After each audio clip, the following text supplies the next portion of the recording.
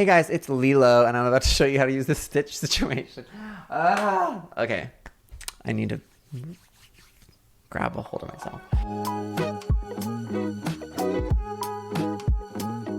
Hello class, you're late. Welcome to TikTok Teacher. I am your teacher, Jack, but you can call me Professor, or the best teacher I've ever had. As you know, we have a quiz coming up that is worth 100% of your grade. Really exciting! So today we're gonna study up for that, but first make sure you subscribe to our channel and click the notification bell so you can keep up to date with all of the TikTok trends that you need help with, and to join a community of great online creators. And you'll also get extra credit, and I know that you need it.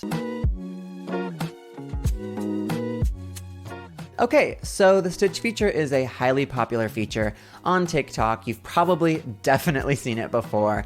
It's pretty much one of the best ways to react or respond to someone else's TikTok. And you do this by taking a small portion of someone else's TikTok and then combining it with your own new footage, creating a whole new TikTok with both videos combined. Whether you're stitching because you love or hate this piece of content is none of my business. Please leave me out of it. But let's go ahead and give it a try. So let's say I want to make a response to this TikTok where this guy is asking what you are terrified of that you should not really be terrified of. I particularly want to do this because I have many strange phobias. So all I have to do is find this video that I want to stitch with, click the bottom right arrow or the share button, and then it'll come up with a bunch of options for you to share this video, including the stitch button. So if the stitch button is black and white, like so, and you can click on it, great. You are a star student, straight A's. If the stitch button is grayed out, or when you try and click on it, it says you cannot stitch this, or it's just not there at all, unfortunately, you cannot stitch with this video. I know that this kind of puts you in a stitchy situation.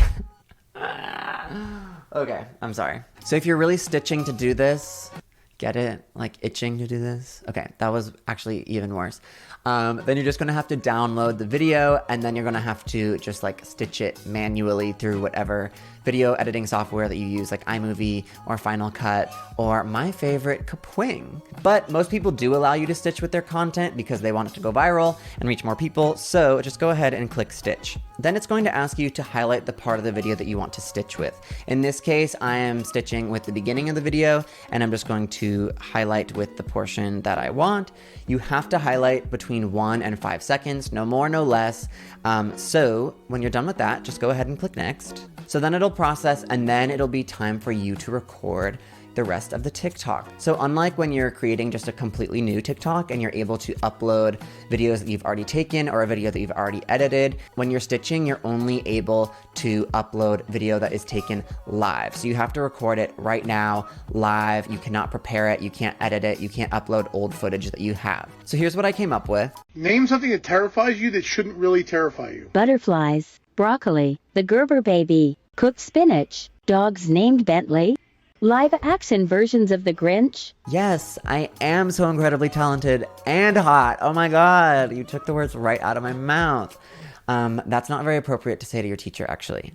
Never mind. Detention. And then when you're done, you're just gonna click next, and then you're going to select a cover. I always go for a cover where I look, I don't know, strange or, you know, silly or something like that.